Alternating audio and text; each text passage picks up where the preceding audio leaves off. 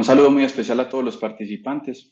Espero que estén disfrutando este evento que hemos preparado para ustedes con mucho cariño y que los conceptos que estamos exponiendo acá les puedan ayudar a manejar a sus pacientes de manera integral. Me corresponde hablarles de un tema que pondrá en práctica algunos de los conocimientos que les hemos transmitido relacionados con farmacología e intervención del eje gonadal para lograr uno de los eventos fisiológicos más bonitos y más importantes que existe, un evento que solo podría estar a cargo de la mujer y que a mi modo de ver es el verdadero origen de la vida. Muchas mujeres y parejas alrededor del mundo sufren hoy de infertilidad y aunque podríamos decir que las causas están divididas entre la parte femenina y masculina por igual, cuando nos vamos a evaluar las causas femeninas de infertilidad, encontramos que los problemas de ovulación ocupan una gran porción, de hecho la más representativa de esta división causal. Entre el 25 y el 35% de las causas femeninas de infertilidad está relacionada con disovulación o disfunción ovulatoria. La inducción de la ovulación es un tratamiento farmacológico para mujeres que tienen oligo o anovulación con la intención de inducir ciclos ovulatorios normales según lo define el último consenso internacional para el cuidado de la fertilidad. Pero la definición podría ir mucho más allá porque debería tratar de lograr la maduración óptima de al menos un óvulo de la forma más fisiológica para que la paciente tenga los mejores resultados y con el menor riesgo posible. Por eso es que algunos consideramos que este tratamiento es mal llamado un procedimiento de medicina reproductiva de baja complejidad, ya que lograr esto en algunas pacientes puede que no sea una tarea tan fácil. Una de las claves para el adecuado desarrollo de esta función es el trabajo sincrónico y bien coordinado entre estos dos grupos de células en el folículo, las células de la teca y las células de la granulosa. Todos sabemos que las células de la teca son estimuladas por la hormona luteinizante que en condiciones fisiológicas está en niveles relativamente bajos para la producción de andrógenos utilizando el colesterol como sustrato. Estos andrógenos son aprovechados entonces por la aromatasa en las células de la granulosa para la síntesis de estrógenos que van a servir como mecanismo de comunicación con el hipotálamo y la hipófisis y de esta manera modular la liberación de la GnRH y las gonadotropinas. El aumento progresivo en los niveles de estrógenos por parte de las células de la granulosa hace que cada vez se secreten concentraciones menores de gonadotropinas, es decir, hace una regulación negativa para seleccionar un folículo dominante que será el que mayor número de receptores de gonadotropinas tenga, dejando a sus folículos contemporáneos o a los folículos compañeros o a los que están creciendo con él depletados por completo de la posibilidad de recibir esas gonadotropinas y de esta manera los lleva a una atresia folicular. Sin embargo, los niveles de estradiol que se están produciendo en ese folículo dominante van a alcanzar unos niveles superiores a 200 picogramos por mililitro en la fase folicular tardía y si se mantienen por encima de este umbral por un tiempo suficiente, que usualmente es alrededor de 40 horas, va a ocurrir un evento muy importante que puede ser a veces difícil de entender. Es uno de los mayores misterios de la regulación del eje hipotálamo hipófisis gonadal en la mujer y es que esos estrógenos en niveles superiores a 200 picogramos y mantenidos por 40 horas cambian de ser un regulador negativo a ser un regulador positivo para finalmente desencadenar el pico preovulatorio de la hormona luteinizante junto con la hormona folículo estimulante también, es decir, un pico sincrónico de estas dos hormonas. Este pico hormonal tiene varias funciones muy importantes. Primero, la reanudación de la meiosis. Recordemos que los ovocitos están en ese momento en un estadio detenidos en la profase 1 en la profase de la meiosis 1 y eso hace que para ese momento sean células diploides. Necesitamos el pico de la LH porque eso estimula la extrusión o la exclusión de uno de esos dos juegos de cromosomas para que el ovocito quede configurado como una célula haploide y pueda recibir los 23 cromosomas que trae el espermatozoide y se pueda configurar finalmente como una célula diploide cuando hay una fecundación que pueda dar origen a la división celular que se necesita para el origen embrionario. Todo esto necesita la maduración, la disolución de la membrana nuclear, que también es favorecida por ese pico de gonadotropinas, y finalmente el desencadenamiento de todos los mecanismos inflamatorios que llevan a la ruptura folicular. Comienza entonces una fase muy especial de ciclo que nos llevará al aumento progresivo en los niveles de progesterona. Los niveles de progesterona son entonces el parámetro de laboratorio que realmente nos va a permitir evaluar de una manera fidedigna si este evento milagroso del que les hablaba al principio de mi conferencia, si se está dando, y además sabremos si se está dando de una manera correcta, porque lo que esperamos es que haya un pico en esa fase lútea media que debe alcanzar al menos 10 nanogramos por mililitro de niveles de progesterona. Cuando estos niveles están por encima de 3 nanogramos por mililitro, podemos decir que ocurrió una ovulación, pero lo ideal es tener niveles por encima de 10.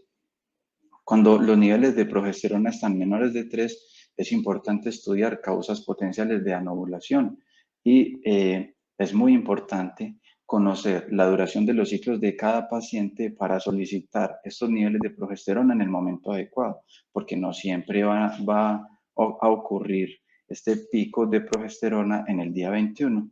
Esto solo ocurre para las pacientes que tienen ciclos regulares de 28 días, pero si las pacientes tienen ciclos más largos, que puede ser normal hasta 35 días, todos lo sabemos, o ciclos más cortos, ese momento para la solicitud de unos niveles de progesterona y evaluar si está funcionando bien la función ovulatoria, va a estar desplazado también, y es importante identificar adecuadamente el día para este estudio o para estos exámenes paraclínicos. La relación, como hemos visto hasta ahora, esa relación FSH-LH y estradiol es a grandes rasgos lo que nos permite tener un diálogo entre el ovario y los centros de regulación a nivel hipotalámico e hipofisiario. Sin embargo, la necesidad de medir las gonadotropinas, es decir, la hormona luteinizante y la hormona foliculoestimulante e incluso el estradiol, en todas las pacientes es una decisión que en realidad es controvertida. Siempre debemos tratar de ser prácticos, hacer que los estudios y tratamientos para nuestras pacientes sean lo más amables y llevaderos posible, y asimismo minimizar el impacto logístico, emocional, económico que los tratamientos de fertilidad pueden tener sobre las familias. Si decidimos solicitar estos exámenes, siempre deberíamos hacerlo en la fase folicular temprana, porque este es el momento en que nos van a dar la información que necesitamos para interpretar cómo es esta relación. Entonces sabemos que los niveles de FSH en la fase folicular temprana idealmente deberían estar entre 4 y 8. Aquí hay un pequeño error, no es unidades, sino miligramos por microgramos por mililitro. Cuando están entre 1 y 2, podemos interpretar como que hay un hipogonadismo hipogonadotrópico. Cuando están mayores de 8, puedes interpretarse como que hay una baja reserva ovárica, y cuando están mayores de 10 es importante prender las alarmas porque puede haber una insuficiencia ovárica. Para la hormona luteinizante es ideal que siempre esté por debajo de la FSH en una relación 1:3. Cuando hay niveles de 8 con FSH normal, hay que sospechar un síndrome de ovario poliquístico, y casi siempre esto se va a relacionar con una alteración en su relación. Es decir, vamos a tener niveles de FSH de 5, 6, 7 y LH por encima de 8. Y cuando la LH está por encima de 10 con una FSH elevada también, es importante considerar que hay una insuficiencia ovárica. Para el estradiol es ideal que esté entre 30 y 50 picogramos por mililitro. Cuando está menor de 10 es importante sospechar una insuficiencia ovárica o alguna causa por la que el ovario no esté produciendo estrógenos. Cuando están mayores de 80 a 100 picogramos hay que buscar quistes productores de estradiol o un hiperestrogenismo crónico, como sucede en las pacientes con síndrome de ovario poliquístico.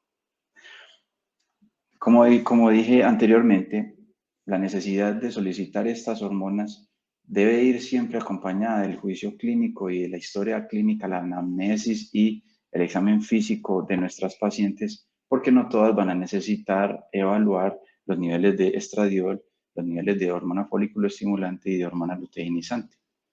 No sucede lo mismo con la evaluación del eje tiroideo y de la prolactina. Estos estudios son sumamente importantes en todas las pacientes que consultan por infertilidad porque, como vimos, los trastornos ovulatorios son una de las causas más frecuentes de infertilidad femenina y el hipotiroidismo y la hiperprolactinemia están frecuentemente relacionados con la no ovulación. La TSH es bien conocida por ser un modulador paracrino del eje gonadal. Además, sabemos que la influencia de las hormonas del eje gonadal tienen en el eje tiroideo, por ejemplo. La secreción de la TSH es regulada de manera positiva por las gonadotropinas y regulado negativamente por el estradiol. En el hipotiroidismo, la unión de la globulina transportadora de hormonas sexuales está disminuida también y esto nos va a llevar a concentraciones plasmáticas más bajas de la testosterona y estradiol a pesar de tener un aumento en sus formas libres.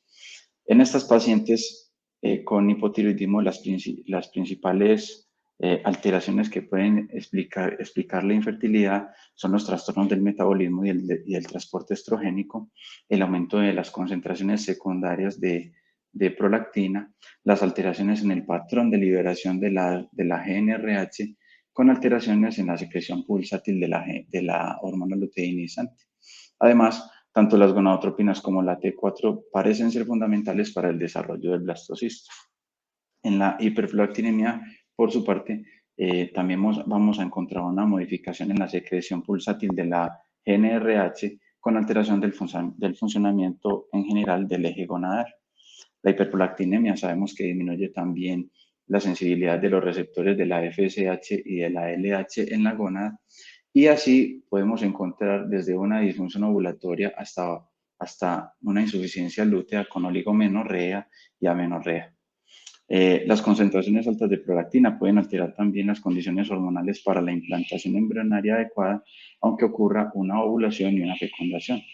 En la anovulación relacionada con la hiperprolactinemia e hipotiroidismo, el tratamiento de estas causas de base va a permitir el embarazo en más del 90% de los casos.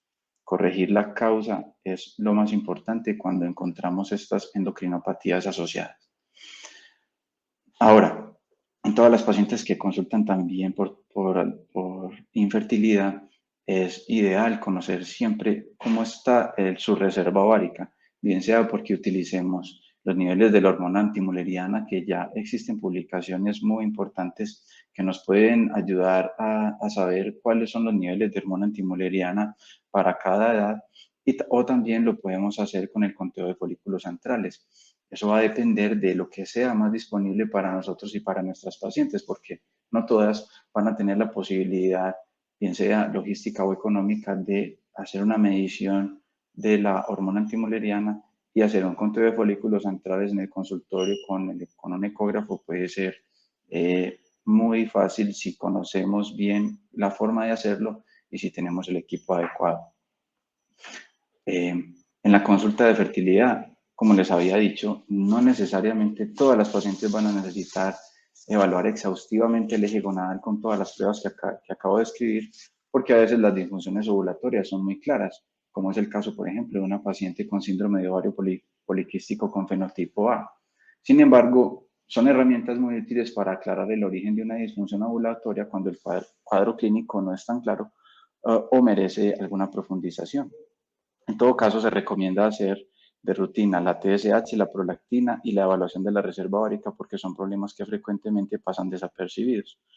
Todo este ejercicio diagnóstico nos va a llevar finalmente a clasificar a nuestras pacientes con disfunción ovulatoria en uno de estos tres grandes grupos de la Organización Mundial de la Salud. Los trastornos del tipo 1, cuando hay un hipogonadismo hipogonadotrópico, los trastornos de tipo 2, cuando hay un hipogonadismo normogonadotrópico, y los trastornos tipo 3, cuando hay un hipogonadismo hipergonadotrópico.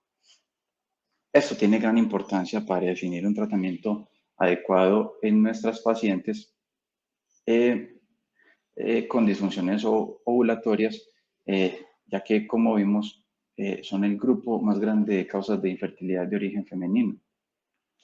De acuerdo con las relaciones que haya en estas pruebas hormonales, podemos encontrar, por ejemplo, un perfil hormonal normal, como el que acabo de escribir acá. Podemos encontrar pacientes con una alta probabilidad de tener un síndrome ovario poliquístico, pacientes con estrógenos altos sin ningún tipo de ciclicidad y con la relación FSH-LH alterada, pacientes con insuficiencia ovárica en la que las dos gonadotropinas están elevadas, o pacientes con falla ovárica, o pacientes que tienen un origen central de sus alteraciones menstruales o de sus alteraciones ovulatorias. Algunos expertos prefieren no utilizar esta terminología de la Organización Mundial de la Salud y deciden clasificar a sus pacientes en uno de los 4 principales trastornos de la ovulación, que son básicamente la amenorrea hipotalámica, el síndrome de ovario poliquístico, la falla ovárica prematura y la hiperprolactinemia. Todas estas conceptos que les acabo de compartir nos van a llevar casi siempre a encontrar que nuestra paciente está en alguno de estos grupos y esto nos va a acercar un poco mejor, nos va a ayudar a definir cuál es el tratamiento ideal para nuestras pacientes, porque no todas las disfunciones ovulatorias se tratan de la misma manera. Ahora, en cuanto a las indicaciones para el tratamiento con inducción de la ovulación, las principales son el síndrome ovario poliquístico, las disfunciones ovulatorias hipotalámico-hipofisiarias en mujeres normoestrogénicas, las deficiencias de la fase lútea, la endometriosis leve y la infertilidad inexplicada asociada a tratamiento de inseminación intrauterina. Y la inducción de la ovulación es el tratamiento de segunda línea cuando tenemos otras endocrinopatías asociadas, porque, como lo dije anteriormente, lo más importante en estas endocrinopatías es corregir la causa subyacente.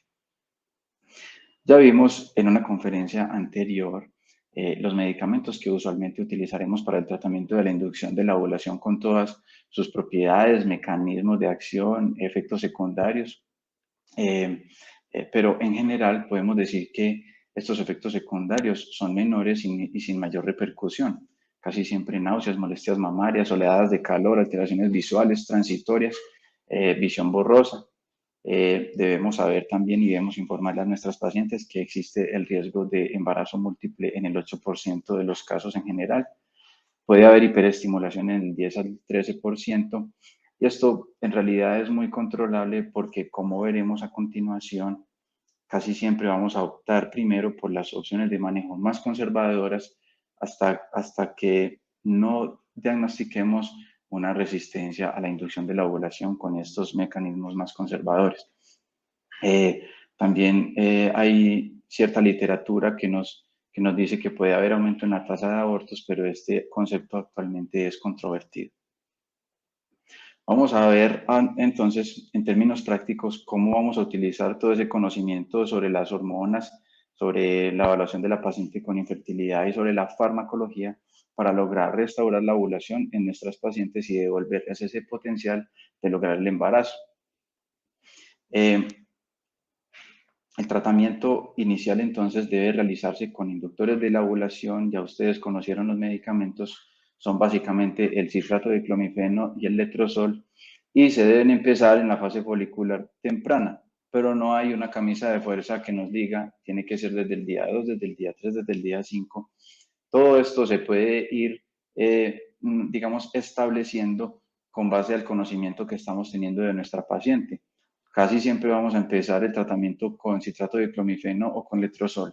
En el día 3 del ciclo va la paciente a recibir dosis bajas en su primer intento de inducción de la ovulación, es decir, citrato de clomifeno 50 miligramos o letrozol 2.5 miligramos desde el día 3 por 5 días, y vamos a citar a la paciente entonces a un control ovulatorio para saber cómo están reaccionando a esta medicación.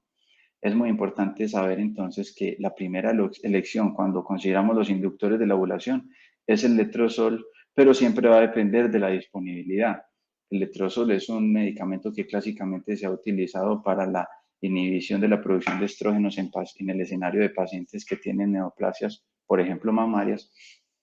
Y por lo tanto es un medicamento que en nuestro país, en Colombia, casi siempre se encuentra disponible o solo en los centros de reproducción o en los centros en donde manejan cáncer. Pero no tiene que ser así para todos los países.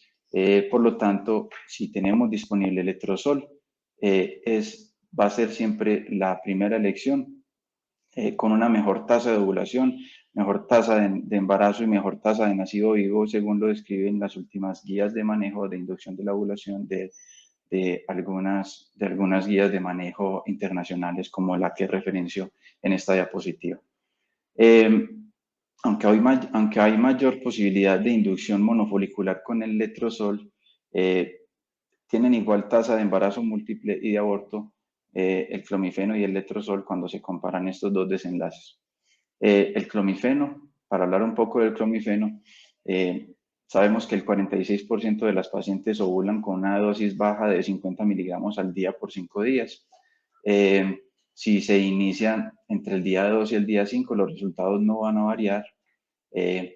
Hasta el 21% de las pacientes pueden requerir una dosis más alta de 100 miligramos y hasta 8% de las pacientes van a necesitar dosis de 150 miligramos. En cuanto al letrozol, pues siempre vamos a iniciar con dosis bajas, 2.5 miligramos está bien, pero su dosis máxima puede ser hasta de 10 miligramos. Listo.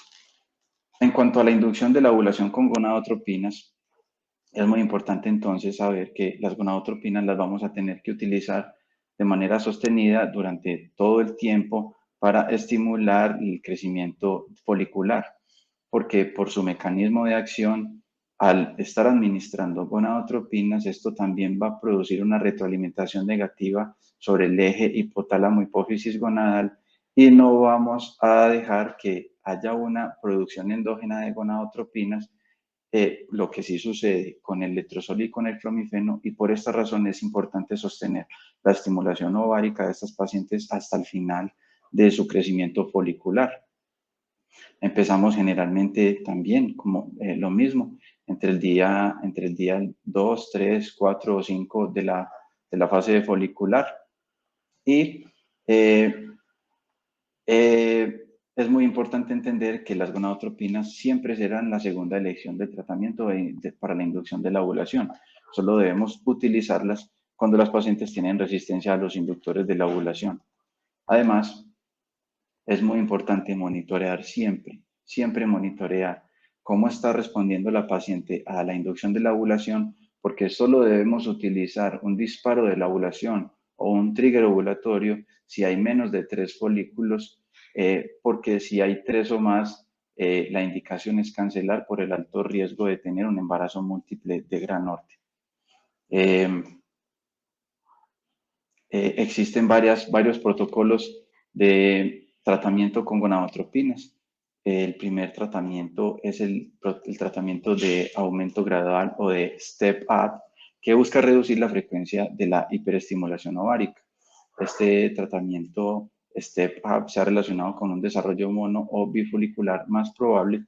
En el 70% de los casos es monofolicular y convencionalmente utilizamos digamos que dosis bajas de gonadotropinas y las vamos aumentando luego de 5 a 7 días de evaluar cómo está respondiendo la paciente al tratamiento. Es muy importante entender que 20% van a terminar con embarazos múltiples y el riesgo de hiperestimulación es muy bajo, solo del 1%. Este protocolo también ha tenido una modificación que es especialmente importante para los pacientes con síndrome de ovario poliquístico, que se llama el protocolo Step Up crónico de baja dosis, y es que preferimos iniciar con dosis aún más bajas de gonadotropinas, alrededor de 37.5 unidades, y aumentamos la dosis solo si luego de 14 días no hay una respuesta por ultrasonido o por los niveles de estradiol, y hacemos incrementos semanales máximo de 37.5 unidades y máximo de 225, pero ese máximo está demasiado alto también. Vamos a encontrar con este protocolo Step Up crónico de baja dosis una tasa de embarazo similar, menores riesgos de hiperestimulación y foliculogénesis múltiple. También existe otro protocolo que es el de reducción gradual. En este protocolo existe una teoría de la ventana de FSH que destaca la importancia de que las dosis decrecientes de FSH son necesarias para que haya una selección de un único folículo dominante. En este protocolo empezamos con dosis, por ejemplo, de 150 unidades internacionales diariamente de FSH desde el día 1 a 2. Hacemos ultrasonido hasta encontrar un folículo dominante y vamos disminuyendo la dosis hasta que finalmente encontremos un folículo dominante mayor de 18 milímetros para hacer trigger ovulatorio con la HCG.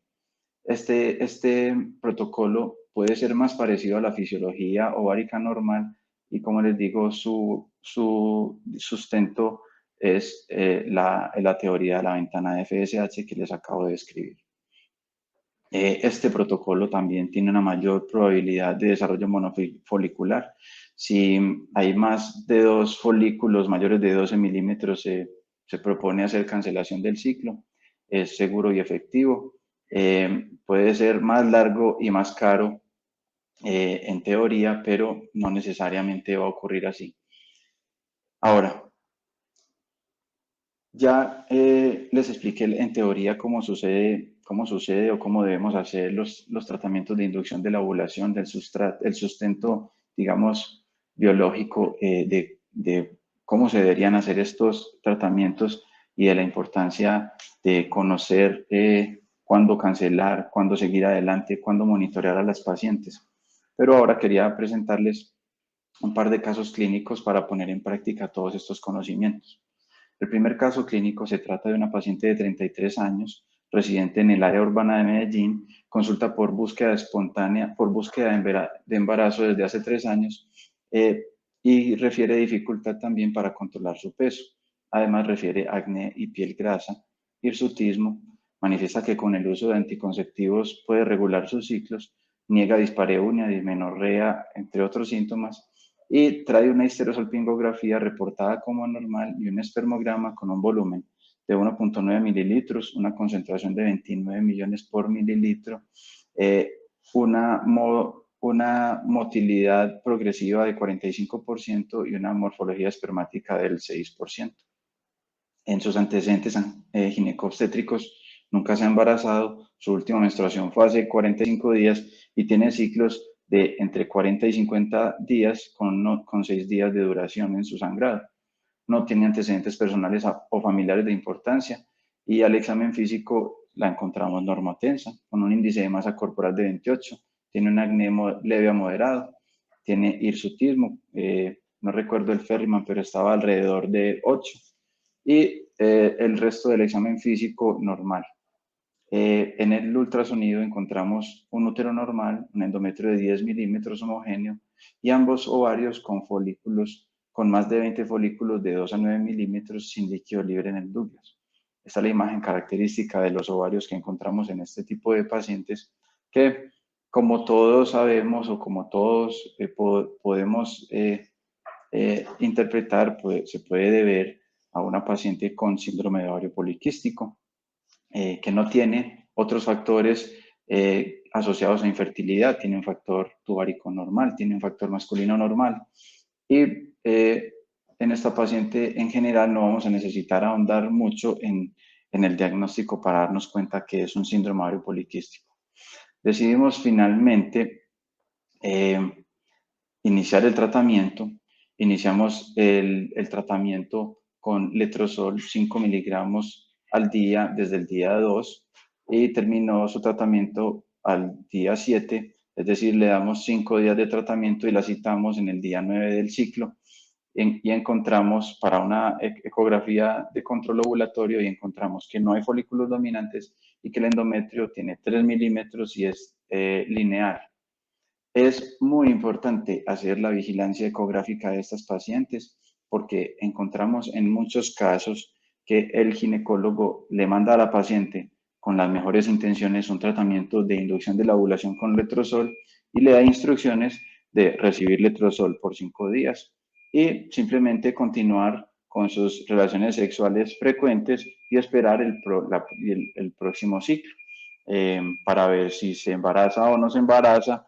Y si no se embaraza, pues, o si ya llega la menstruación, pues finalmente iniciar nuevamente el letrozol desde el día 3 por 5 días. Es una práctica que frecuentemente vemos en las pacientes que llegan a nuestro centro, en la que ya han recibido 3, 4 o 5 ciclos de inducción de la ovulación de esta manera, pero nunca les han evaluado si en realidad están respondiendo adecuadamente al tratamiento. Si encontramos una paciente que después del letrozol no respondió al tratamiento, es decir, cuando vemos esta ecografía en el día 9 del ciclo, vemos que finalmente no ha pasado nada en esta paciente, tenemos varias opciones de tratamiento. La primera es reiniciar el letrozol y puede ser a la misma dosis o a dosis más altas, o podemos darlo por 3 días, 4 días, 2 días más, 5 días más, dependiendo de nuestro juicio clínico, y definitivamente citarla a una nueva ecografía.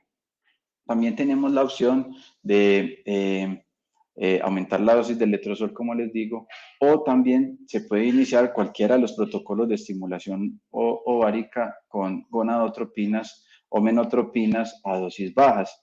Pero aunque esta es una práctica que frecuentemente utilizamos los expertos en reproducción, no está soportada por ningún estudio en la literatura, por lo tanto, es preferible agotar las opciones de manejo con los inductores de la ovulación y solo utilizar las estrategias de estimulación ovárica con gonadotropinas cuando tengamos una resistencia a los inductores de la ovulación.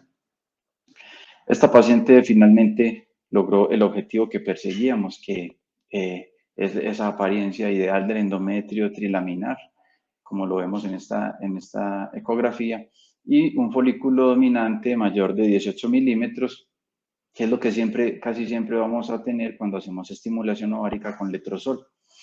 Para este punto debemos decidir entonces si le daremos a nuestra paciente un medicamento para desencadenar la maduración final y la ruptura folicular, o si vamos a esperar simplemente a que lo haga de manera espontánea. Cualquiera de las dos es una conducta adecuada, pero en las pacientes que están empezando un tratamiento y que aún no conocemos cómo funcionan sus ciclos, deberíamos siempre hacer una ecografía posovulatoria para asegurarnos de que sí ocurrió la ruptura folicular, y esto es lo que nos va a definir en realidad que hicimos un tratamiento exitoso. El éxito en el tratamiento de la inducción de la ovulación no se puede medir en realidad con la tasa de embarazo a mi manera de ver, sino el hecho de que estemos restaurando en la paciente ese potencial de embarazarse, logrando finalmente que ovule, sabiendo que esta paciente en otras condiciones o en otro escenario o sin tratamiento no podría ovular. Entonces, la citamos por una ecografía posovulatoria si no le ponemos un trigger con HCG y nos aseguramos de que sí haya tenido una ruptura folicular. En otras ocasiones le vamos a indicar, cuando tengamos ya folículos mayores de 18 milímetros, aplicar un trigger ovulatorio con HCG y le vamos a dar indicaciones de cuáles son sus días de mayor probabilidad de lograr el embarazo, que casi siempre van a ser el día de la HCG y el día siguiente. Ahora, el caso número 2 es una paciente de 27 años con un esposo de 30 años que buscan embarazo hace 4 años. Ella tiene aumento del vello corporal, pero siempre ha sido así desde su adolescencia. Además, acné leve en los pómulos y en la espalda. Tiene un diagnóstico de síndrome de ovario poliquístico de los 19 años porque después de su menarquia a los 16 años nunca más volvió a menstruar. En algunas ocasiones le mandaron anticonceptivos orales para regular su ciclo menstrual y mientras los toma presenta menstruaciones escasas, regulares y sin otros síntomas asociados. En su última consulta decidieron suspenderle los anticonceptivos y le iniciaron tratamiento con citrato de clomifeno 50 miligramos al día por 5 días. Debido a la ausencia de menstruación, luego de este tratamiento con el clomifeno, se realizó una prueba de embarazo y fue negativa. En sus antecedentes ginecobstétricos nunca se ha embarazado, tiene ciclos menstruales, su último ciclo menstrual fue hace 54 días, el que les acabo de describir. Tiene amenorrea, solo menstrua durante tratamientos con anticonceptivos y no tiene antecedentes personales o familiares de importancia. Al examen físico la encontramos normotensa, con un índice de masa corporal de 26, con un acné leve y con una escala y con un Ferriman modificado de 5. El resto del examen físico normal, y en el ultrasonido encontramos un útero pequeño, normal, endometrio ecogénico y lineal, un ovario izquierdo imposible de encontrar y un ovario derecho pequeño y difícil de encontrar con ausencia de folículos antrales. Esta es la imagen típica de este tipo de pacientes en el que vemos un ovario prácticamente atrófico. A esta paciente se le hizo entonces un diagnóstico de amenorrea en estudio, una infertilidad primaria prolongada y una sospecha de baja reserva ovárica. Por esa razón, tiene una amenorrea en estudio, una baja reserva ovárica sospechada por ecografía, le mandamos, aparte de una TSH, una prolactina, una prueba de tolerancia oral a la glucosa, que salieron normales, también una 17-hidroxiprogesterona y una testosterona total, que salieron normales, una histerosalpingografía, que salió normal, y una hormona antimuleriana que salió en 3.2 nanogramos por mililitro, es decir, una antimuleriana normal para la edad. Y en cuanto a la evaluación de su eje gonadal, encontramos niveles casi suprimidos de FSH y LH y niveles muy bajos también de estradiol. El espermograma tenía un volumen normal, una concentración de 27 millones, una motilidad progresiva normal y una morfología espermática normal. La explicación para que esta paciente tenga unos ovarios de aspecto atrófico y una antimuleriana con valores normales para la edad es que todos sus folículos se alcanzan a desarrollar hasta un estadio en el que son independientes de las gonadotropinas, pero de ahí en adelante entran en atresia todos y ninguno alcanza a ser reclutado porque aunque los folículos tengan receptores de gonadotropinas, no hay secreción de gonadotropinas para continuar su estimulación y hacer que se conviertan en folículos antrales, con la consecuente producción de estrógenos que sucede en ese momento del ciclo ovárico. Por tanto, esta paciente necesita una estrategia de inducción de la ovulación que siempre va a requerir tanto FSH como LH. Y lo ideal es darle también unos meses de tratamiento con anticonceptivos orales porque necesitamos que su útero se exponga y se sensibilice a los estrógenos para lograr un adecuado desarrollo endometrial a la hora de estimular su ovulación. Esta paciente recibió entonces 4 meses de anticonceptivos orales durante los cuales presentó menstruaciones regulares y luego volvió a nuestro centro para iniciar este tratamiento. Empezamos entonces HMG, que para nosotros es el Menopur.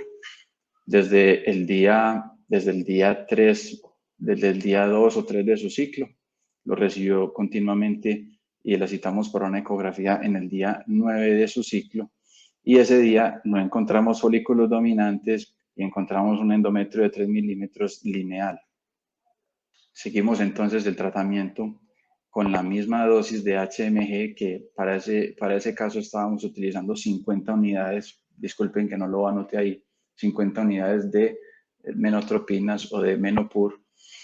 Continuamos su tratamiento igual y la citamos para una ecografía en el día 21 del ciclo.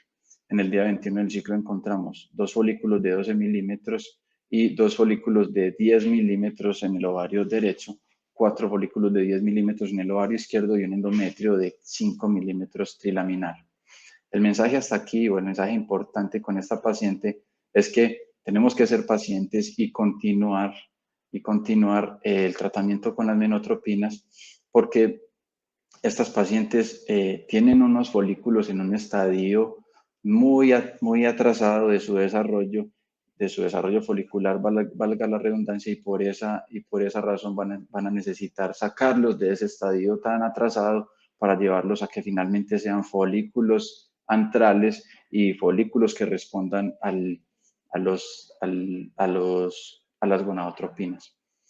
La volvimos a citar entonces a una ecografía en el día 25 del ciclo y ese día encontramos folículos de 15 y 16 milímetros en ovario derecho, es decir, uno de 15 y uno de 16, 2 folículos de 10 milímetros en el ovario derecho, 2 folículos de 10 milímetros en el ovario izquierdo y un endometrio de 5 milímetros trilaminar.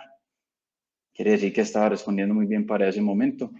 La volvimos a citar a los 3 días y encontramos ya folículos preovulatorios sin sin el crecimiento de los otros folículos que tenía y un endometrio de 9 milímetros trilaminar. La programamos entonces para el día siguiente para el trigger ovulatorio con 250 miligramos de Ovidrel, que es HCG recombinante, y luego de eso, a los 2 días, es decir, en el día 31, le iniciamos soporte de fase lútea con progesterona. Antes de darles las conclusiones de mi presentación, quiero dejarles el mensaje claro de que en estos dos casos clínicos ni siquiera les expuse si las pacientes se habían embarazado o no, porque soy un total convencido de que la inducción de la ovulación es un tratamiento que no se debe medir por este evento. Lo que debemos saber o lo que debemos asegurarle a nuestras pacientes es que estamos restaurando sus mecanismos ovulatorios y eso lo vamos a evidenciar en el seguimiento que hagamos de ellas en los controles ecográficos para darles a ellas digamos, el aliciente de que estamos haciendo las cosas bien y que si se van a embarazar por medio de este tratamiento, el embarazo va a llegar en la medida que tengan paciencia con el tratamiento. Para concluir, entonces, los trastornos de la ovulación son la causa más frecuente de infertilidad de origen femenino y la inducción de la ovulación es un tratamiento exitoso en pacientes que tienen una indicación precisa para utilizarlo. Se deben utilizar todas las herramientas necesarias para hacer un adecuado diagnóstico en las pacientes. No siempre es igual para todas. El letrozol es la primera línea de manejo sobre el citrato de clomifeno con indicación off-label, pero avalado por las guías de manejo de diferentes instituciones. En mi caso, las guías de manejo de la ESRE.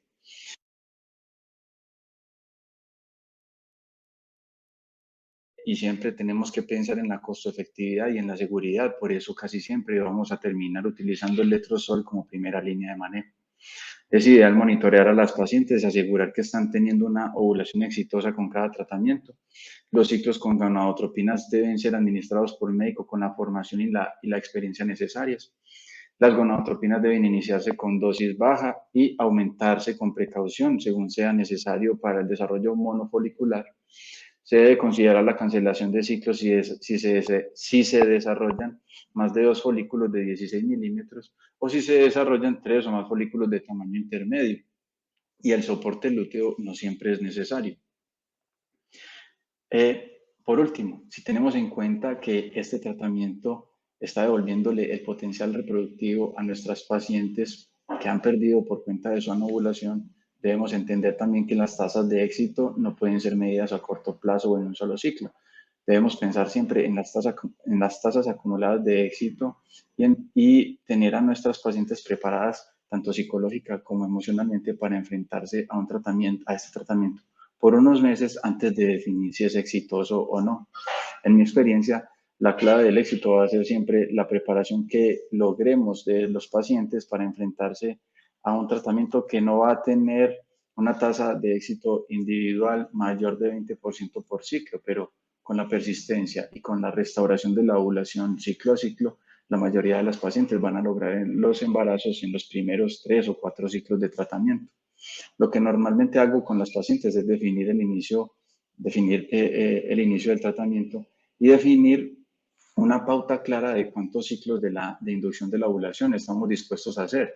Mi propuesta casi siempre es hacer por lo menos 6 ciclos de acuerdo con algunas guías de manejo, pero esto no necesariamente tiene que ser así. Algunas otras guías recomiendan hasta 9 ciclos de inducción de la ovulación, pero yo considero que esto no es prudente, ya que para el sexto ciclo probablemente los pacientes ya se encuentren muy agotados de pagar por los controles, de tener que transportarse para ir a un control, de someterse a una exploración vaginal para el control y el tratamiento, hasta de verle la cara al médico. Por eso mi consejo es negociar con los pacientes este punto desde el principio del tratamiento, definir cuántas inducciones de la ovulación vamos a realizar y en caso de que no resulte exitoso el tratamiento, tener un segundo escalón en complejidad o un plan de manejo para que los pacientes vean que se está siguiendo un orden que finalmente los llevará a su embarazo soñado. Muchas gracias por la atención.